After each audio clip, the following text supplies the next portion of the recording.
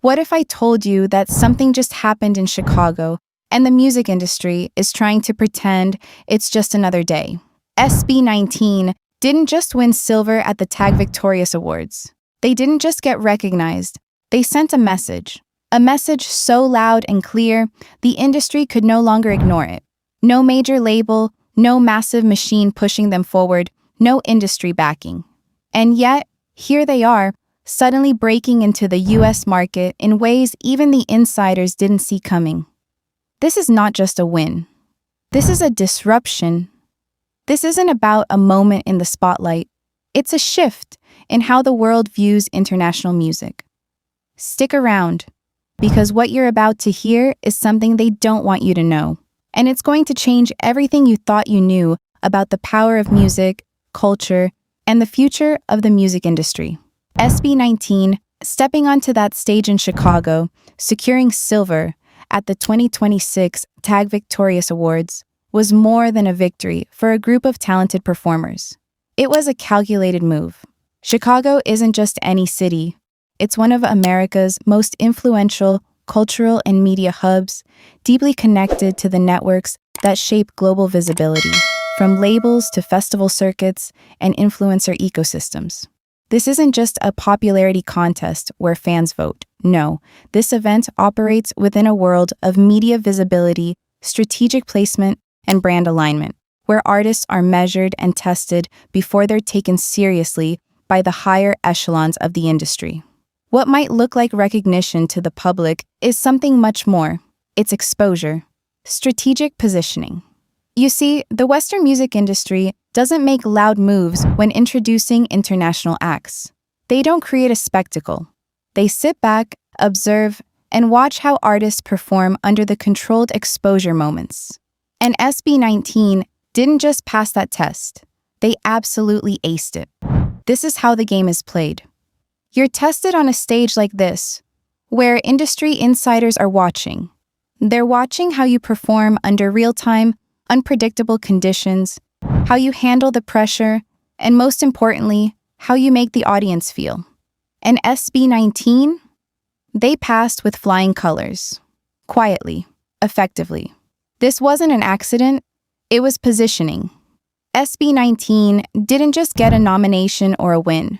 They were placed strategically in front of the right eyes at the right time. This is how the industry works when they want to see if an artist has what it takes for the next level.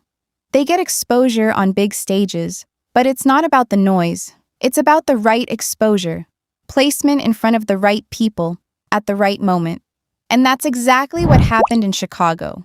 Right after that Chicago moment, SB19 was confirmed for Lollapalooza 2026, one of the largest and most influential music festivals in the US, happening in the same city. That's not a coincidence, that's alignment. And in the music world, alignment is a major signal of strategy. Look at the timeline. First, the recognition at the awards, placement in front of critical industry insiders who start seeing the value in SB19. Then comes Lollapalooza, a chance to perform in front of an entirely new crowd.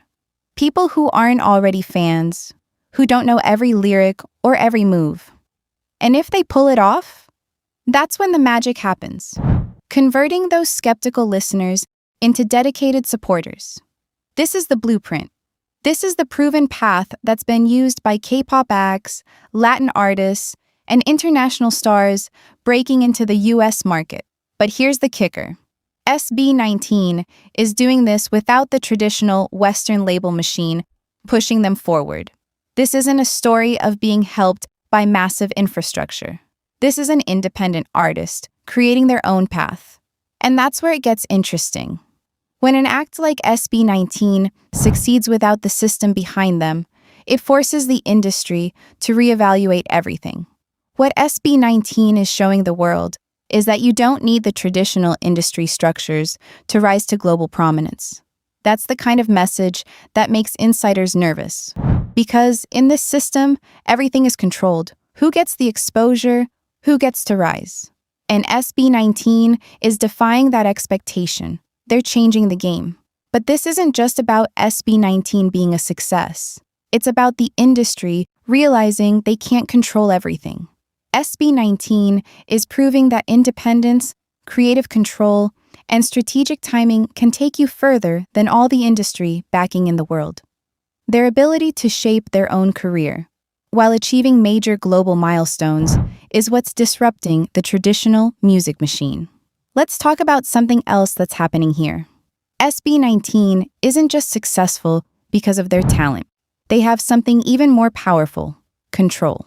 They are in control of their music, their branding, and their strategy. SB19 isn't just a boy band, they are their own bosses. They shape the direction of their career, decide on their sound, and even have input into the business side of their artistry. And that level of autonomy is rare. In an industry where artists usually answer to labels, SB19 is building their empire their way. And that's what's shaking the foundation of how the industry operates. In a system that thrives on control and ownership, SB19 is showing that you don't need to play by the rules to succeed. And this sends a huge message. If SB19 can do it, why can't other independent artists do the same? That question alone is enough to make the industry uneasy. If an artist can reach global audiences without signing away their creative control, what does that mean for the future of music? It challenges the very system that has controlled the flow of success for so long. And that's where SB19's rise becomes even more disruptive. When an independent act starts performing at a global level, it exposes a major weakness in the system itself. It proves that the gatekeepers, the industry moguls, and the major labels are no longer the only way to break through. And that's what's so dangerous about SB19. They're doing global numbers without permission. Now, let's talk about what happens when SB19 steps on stage. They don't just perform, they command the stage. This is where they're different from most studio-made, heavily polished acts. SB19 doesn't rely on heavy production tricks or backing tracks. What you see when they perform is the raw, real energy of live vocals delivered with intensity. It's high-risk, high-reward performance. Every note is exposed, every movement is deliberate, and that's what's earned them the reputation of being live vocal monsters. But here's the kicker. They're not performing for a crowd that's already emotionally invested in them. Western festival crowds are different. They aren't there for the backstory. They're there to be impressed. If you hit the mark, they'll cheer. If you don't, they'll move on. There's no buffer, no built-in loyalty to carry you. And that's where SB19's approach becomes a weapon. They don't rely on familiarity. They rely on impact. And that impact, it's undeniable. Performing at Lollapalooza isn't just another milestone. It's the ultimate pressure test. Over 100,000 people, many of whom might be hearing SB19 for the first time. No built-in fan base, just raw exposure. And in that environment, nothing is guaranteed. This is where careers are either made or quietly fade. If SB19 connects, if they can convert even a fraction of that audience, it could ignite their global presence like never before. But if they fall flat, the momentum could stall just as quickly. That's the harsh reality of festival stages.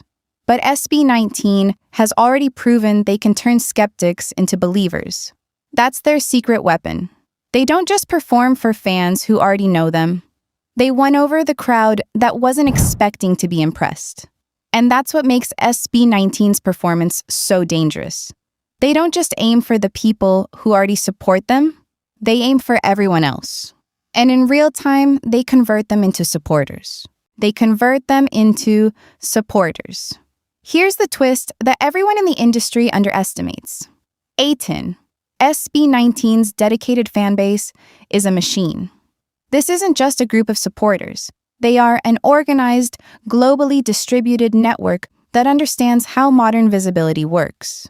ATIN doesn't just react to what SB19 does. They plan, they analyze, they execute. From coordinated streaming campaigns to precise voting during award shows, ATIN doesn't just sit back. They create momentum. And that's why SB19 is outperforming what traditional metrics would predict.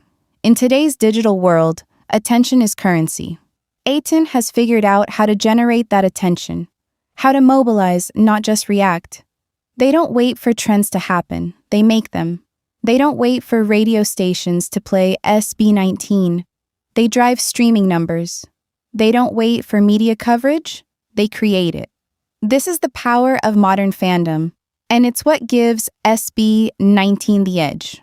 What SB19 is doing isn't just about music. It's about rewriting the playbook on how artists rise to global prominence. They're doing it without waiting for permission from the traditional gatekeepers. They're proving that with independence, vision, and a dedicated fan base, you can break through to global heights without needing the industry to tell you it's okay. And here's the big realization. This isn't just about one group, one act. It's about an entire movement. SB19 isn't just breaking barriers for themselves.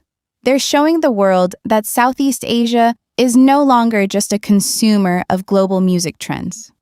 They're becoming a creator of them.